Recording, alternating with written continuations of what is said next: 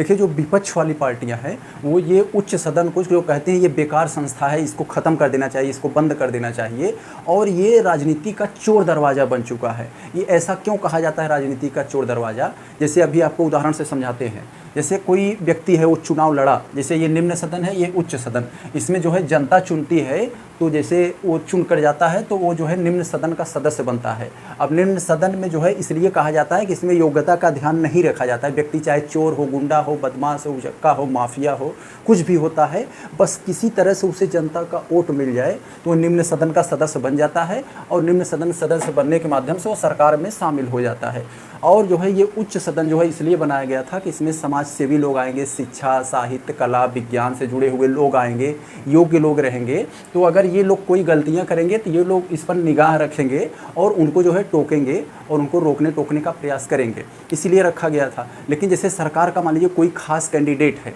और किसी खास धर्म का है, किसी खास जाति का है, किसी खास बिरादरी का है, और वो जो है सरकार ने उसे, उसके पास जो है बहुत सारा वोट बैंक है अपने पास, जो सरकार को कई लाख वोट या कई हज़ार वोट दिलवा सकता है जगह जगह क्षेत्रों से, और सरकार ने उसे अपना कैंडिडेट बनाया और चुनाव लड़वा दिया। और चुनाव मान लीजिए लड़ा वो और वो हार गया, जनता ने उसे लाइक नहीं किया, उसे वोट नहीं दिया, वो हार गया। लेकिन फिर भी उसके पास वोट है, बहुत सारा वोट बैंक है, तो सरकार को जब हार गया वो चुनाव तो सरकार में शामिल नहीं होगा। जब सरकार में शामिल नहीं होगा तो उसके लोगों का, सरकार को डर है कि ये सरकार में नहीं रहेगा तो इसका जो है वोट बैंक छिटक जाएगा और हमारी सरकार पर उसका प्रभाव पड़ेगा। तो सरकार चाहती है कि ये भले से चुनाव हार गया लेकिन इसको सरकार में, अपने सरकार में इसको शामिल किया जाए किसी तरह से। तो दिमाग लगाती है कि उसे जो है उच्च सदन, यहाँ तो जनता नहीं चुनती, यहाँ तो सरकार जिसको चाहेगी अपने हिसाब से मनोनीत कर सकती है, बल्कि यहाँ योग्यता का ध्यान रखा जाता है। सरकार यहाँ योग्यता का ध्यान नहीं रखती है, उल्लंघन करके यहाँ घुसा कर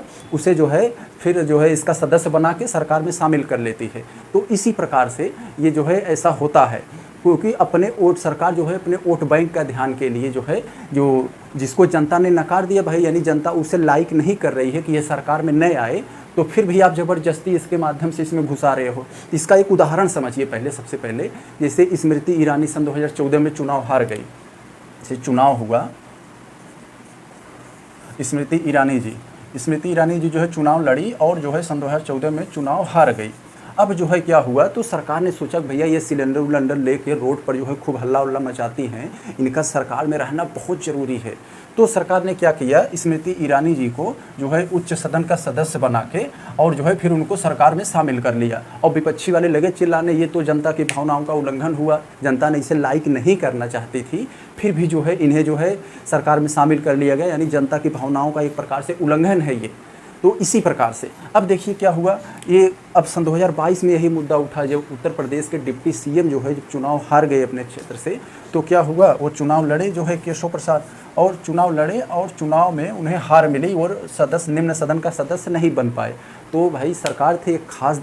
जाति के थे, उनके पास काफ़ी वोट बैंक का था, तो सरकार ने ये सोचा भाई इनको किसी तरह से सरकार में शामिल किया जाए, किसी तरह से एडजस्ट किया जाए, नहीं तो जो है इनका वोट बैंक छिटक जाएगा और अगली बार जब हम लोग चुनाव लड़ेंगे तो इसका प्रभाव पड़ेगा। तो सरकार ने जो केशव जी को जो है, इनको भी जो है